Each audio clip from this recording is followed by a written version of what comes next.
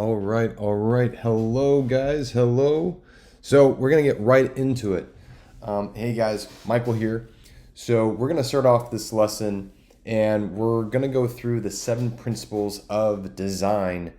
So I thought this was gonna be a great course, great lesson just for today to go through some fundamentals as we kind of go into this introductory phase of the course.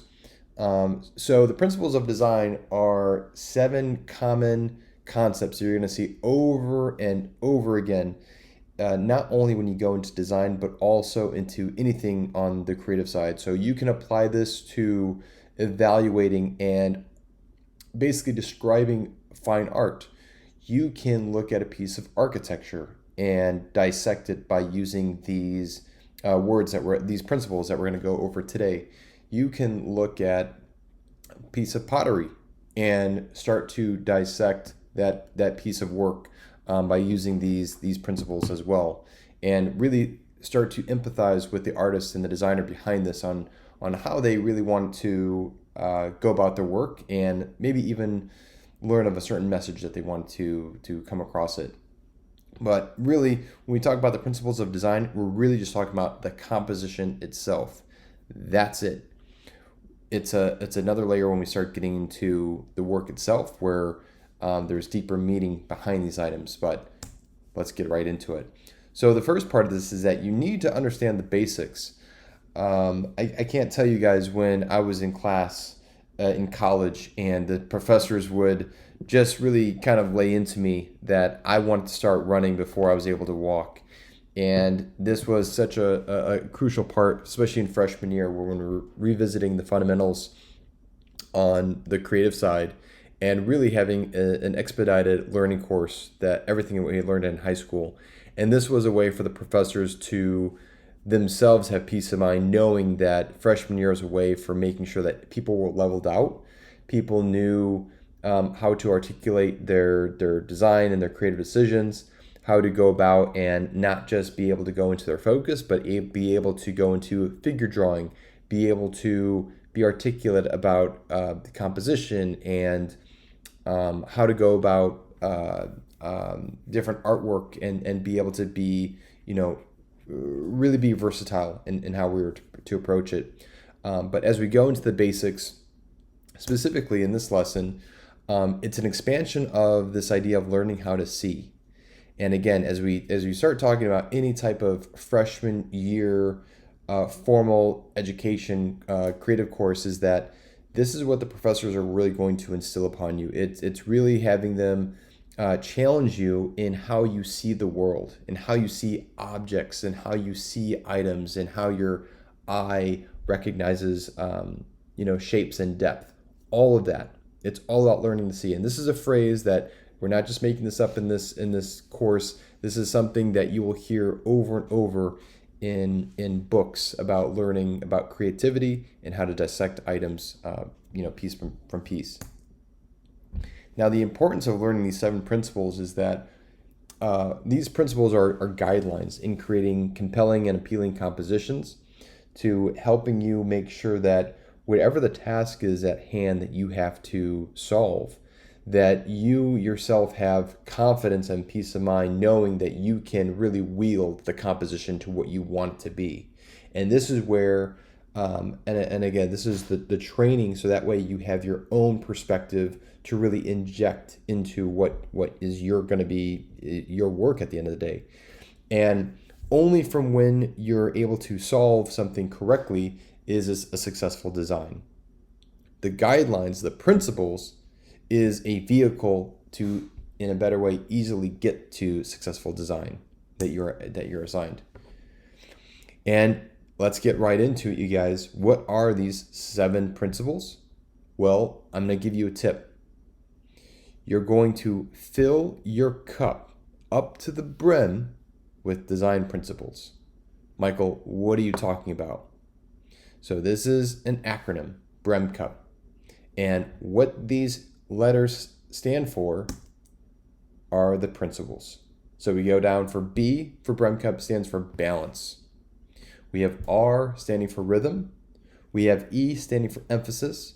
We have M standing for movement, and we have C standing for contrast, U for unity, and P for pattern. So right now there's words on a page. What exactly does this mean? So let's talk about balance, you guys. So this is where we're talking about just composition. Let's take away the layers of complexity and richness that we have from fine art. Let's sort of ease back and let's just talk about the page itself and how people can organize elements on a page to really convey a message.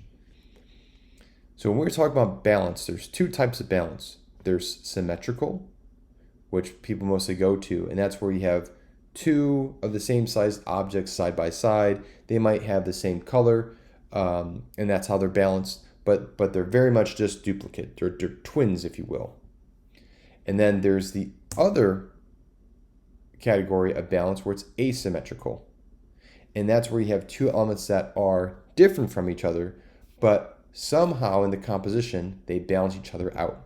So in this example, we have two different shapes, but because the one on the left is more saturated and has a heavier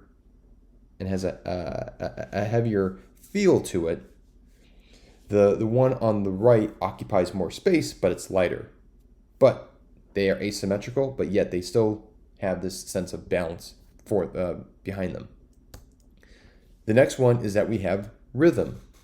So it's not just for music, but when you start to look at a music scale is when you really get to see the visual elements, really informing that music scale. And that can also inform your design decisions. So for rhythm, this could be anything from progressive rhythm, where you might have a steadier cadence that informs your design. And this is where we have the example of the pyramid, where you have something starting off at the top and it starts to steadily branch out as you go further down the page. Another element that we're going to discuss upon is emphasis. So there are three layers to this idea of emphasis, is that you have a dominant color, and that is what you see in the red box in the middle.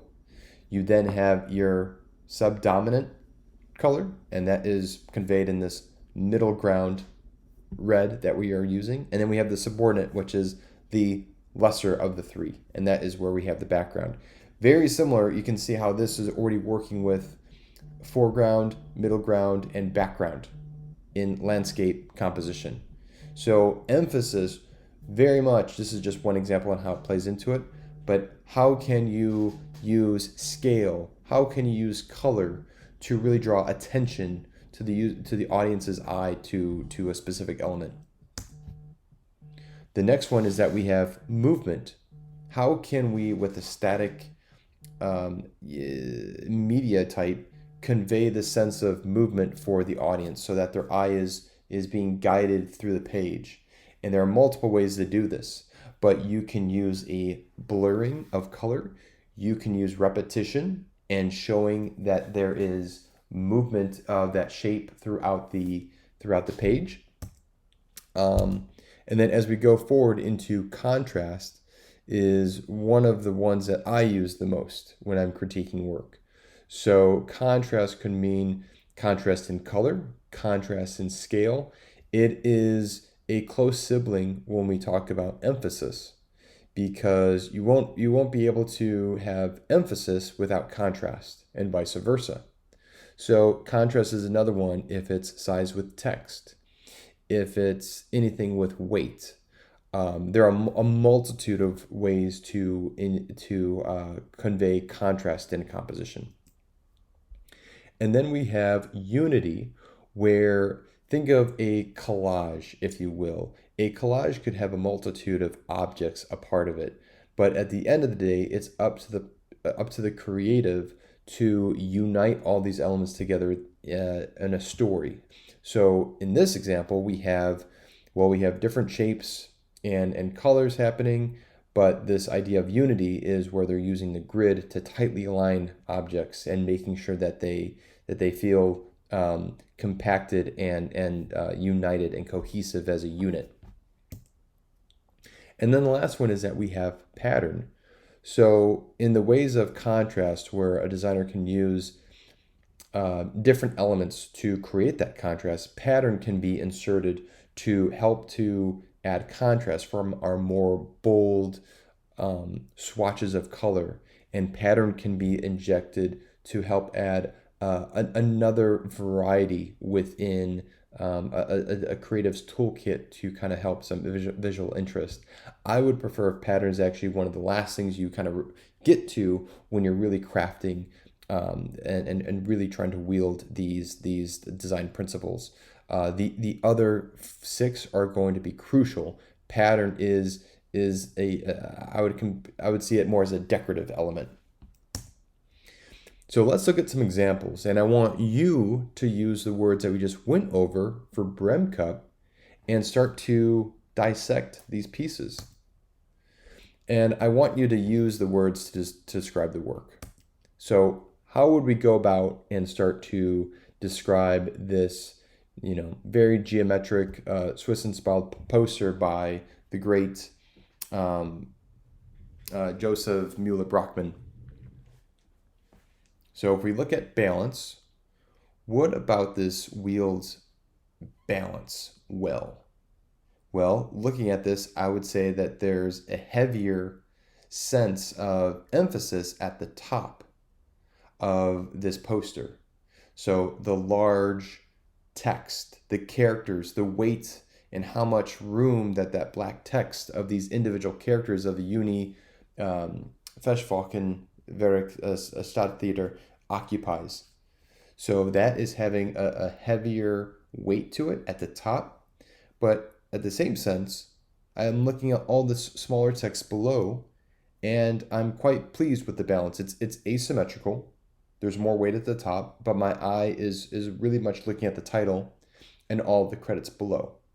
My eye is looking at this in a very pleasing manner, and the movement that my eye is making throughout the page is very much of a Z format. I'm looking at Uni, Westwochen, Urich.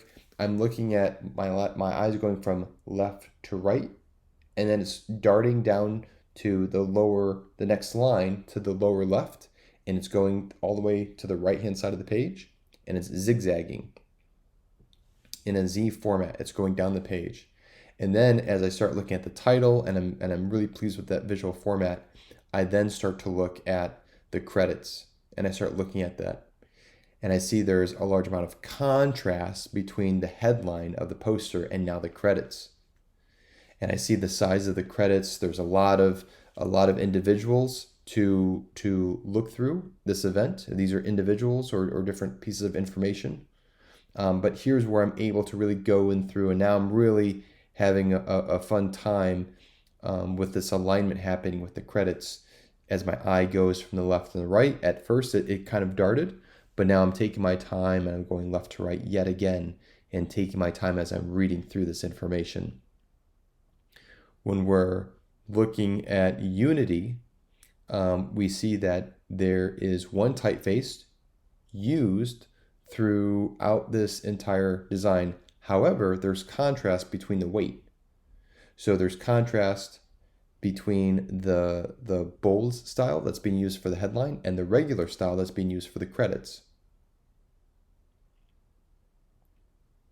When we get into the aspects of pattern, this is where I'm not seeing anything with pattern I can draw upon. But when we are looking at rhythm, I can clearly see that this is based on a grid. If I was to look at the lines from the credits from the far left and compare that to the far right, I could see that those are on an existing line, and there is a steady cadence happening, a vertical rhythm happening on this page. Overall, I'm really liking this, and you can just see, like, as I'm conveying and I'm talking about this piece of work, I'm always referencing Bremcup. I'm talking about balance, rhythm, emphasis, movement, and I'm just going down the list.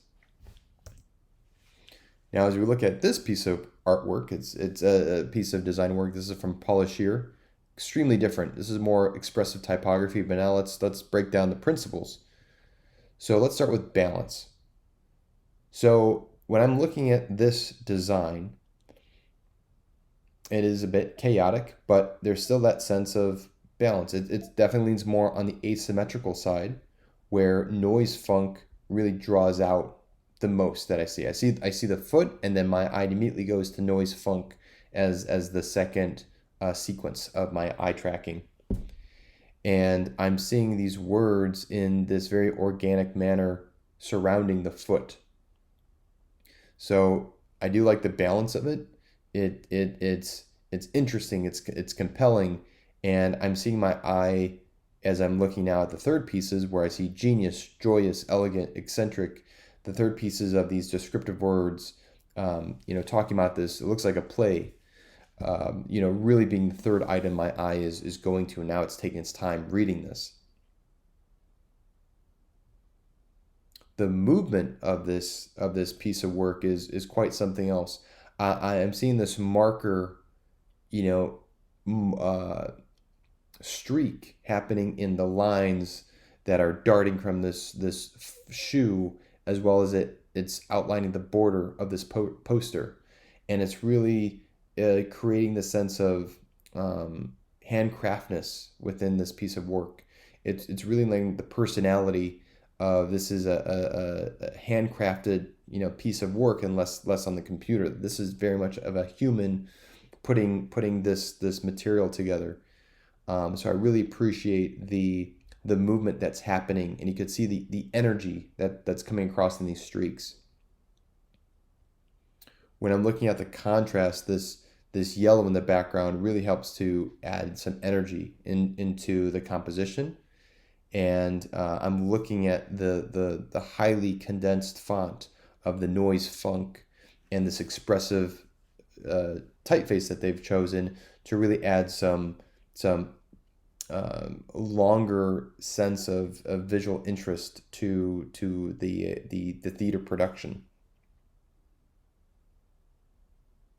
When I'm looking at Unity, because everything is based on this marker typeface with except the noise funk, which seems to be its own difference, sort of different treatment. I am liking the unity that I'm seeing within this marker treatment. It's chaotic. It is organic, but I'm liking how that's being tied across. The one thing I'm not liking about this is really more of this printmaking type of um,